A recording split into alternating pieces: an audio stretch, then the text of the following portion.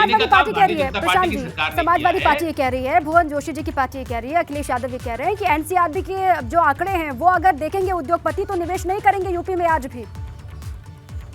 देखिए एनसीआरबी के अब किस क्या बात तुम बिसहाड़ा कांड आप भूल गई क्या?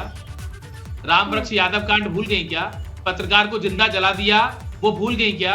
जब महिला पत्रकार ने सामूहिक बलात्कार के बारे में प्रश्न पूछा अखिलेश यादव से, तो अखिलेश यादव ने कहा कि आप तो सुरक्षित हैं। इतना संवेदनहीन बयान दिया, आप भूल गई क्या? ये किस मुंह से इस प्रकार की बात कह सकते हैं? इन्हें कहने का कोई अधिकार नहीं है।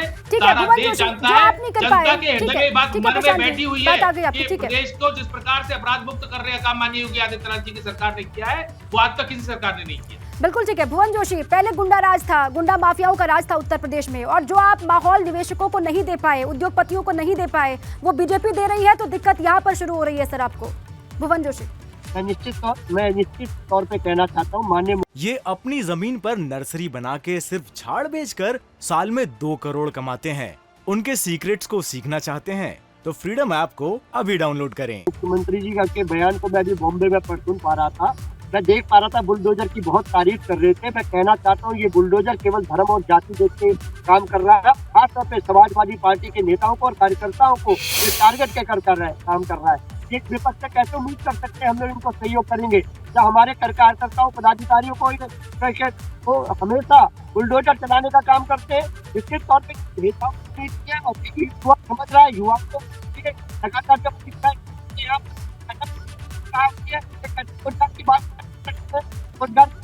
इनकी परीक्षाएं लीक नहीं होती है, इनकी लगातार परीक्षाएं लीक हो रही है। उत्तर प्रदेश का लीक प्रदेश के रूप में न जाना जाता है। निश्चित तौर पे इनके जो व्यापारियों को ठगने की आदत है, व्यापारी वर्ग में इतना गुस्सा है, इसकी वजह से इन्होंने चुनाव लेट कराया व्यापारियों के गुस्से को देखते हुए। इतना कुछ होने के बाद भी भुवन जी ये कह रहे हैं कि पहले बीमारू राज्य था उत्तर प्रदेश, ये तो आप भी जानते हैं ना सर, कहा जाता था पहले बीमारू राज्य यूपी को कहते थे। अब प्रशांत जी कह रहे हैं कि उत्तम प्रदेश बन चुका है, सिर्फ उत्तर प्रदेश नहीं रहा बल्कि उत्तम प्रदेश है आज।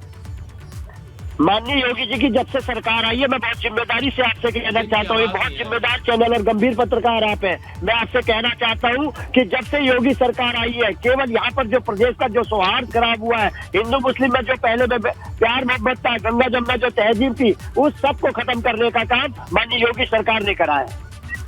बिल्कुल ठीक है वीरेश जी, वहाँ पर अभी तक सुबह से लेकर अभी तक वीरेश जी क्या कुछ कार्यक्रम रहा, ये आपने जानकारी दी है। अब आगे शाम को फिल्म जगत से जुड़े हुए लोगों से मिलेंगे सीएम योगी, और बहुत बड़ी चुनौती वीरेश जी सरकार के सामने भी है, खुद सीएम के सामने भी है। ग्लोबल इन्वेस्टर समिट होना है फरवरी में, विपक्ष का साथ, सभी को साथ लेकर के आगे बढ़ना होगा। निवेश के बेहतर माहौल को जो बता रहे हैं प्रशांत जी यहाँ पर, वो विपक्ष को भी समझना होगा। ये कितनी बड़ी चुनौती दिखाई दे रही है आपको वीरेश जी?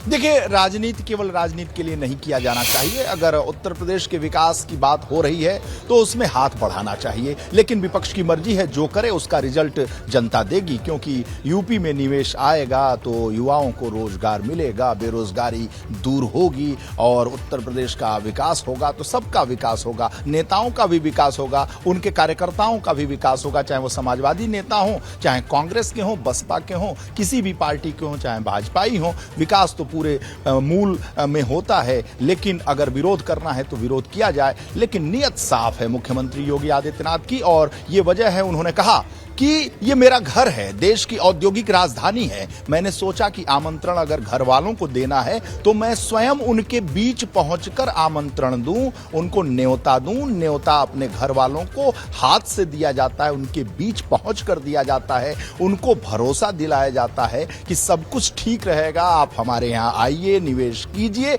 और इस बात पर बहुत तालियां बजी इस सभागार के अंदर जहां मैं मौजूद हूं। पूरे कार्यकर्ताओं, जो महाराष्ट्र के उद्योगपति थे, उन्होंने बहुत ताली बजाई। मंच पर मंचस्थ 4-5 उद्योगपति थे, उन्होंने भी यूपी की भूरी भूरी प्रशंसा की और योगी आदित्यनाथ की नीतियों की प्रशंसा करते हुए उत्तर प्रदेश के कानून व्यवस्था की भी सराहना की और कहा कि निवेश की स्थिति बन गई है, इंफ्रास्ट्रक्चर मजबूत किया जा रहा है अंतर्राष्ट्रीय एयरपोर्ट वहां मौजूद है, सड़कों की जाल बिछाई गई है वहां पर। तो ऐसे में निवेश बेहतर रहेगा। राजनीति के लिए की जानी चाहिए, लेकिन यूपी के विकास के लिए अगर कोई भी कदम किसी भी पार्टी के द्वारा, किसी भी शख्स के द्वारा, किसी भी नेता के द्वारा उठाया जा रहा है, उसकी सराहना की जानी चाहिए। बिल्कुल ठीक है, उसकी प्रशंसा भी होनी चाहिए और सभी को साथ आकर के उसकी तारीफ करनी ही चाहिए। ये अपनी जमीन पर नर्सरी बना के सिर्फ झाड़ बेचकर साल में 2 करोड़ कमाते हैं।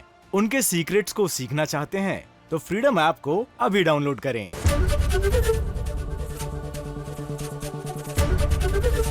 एबीपी गंगा, खबर आपकी, जुबान आपकी।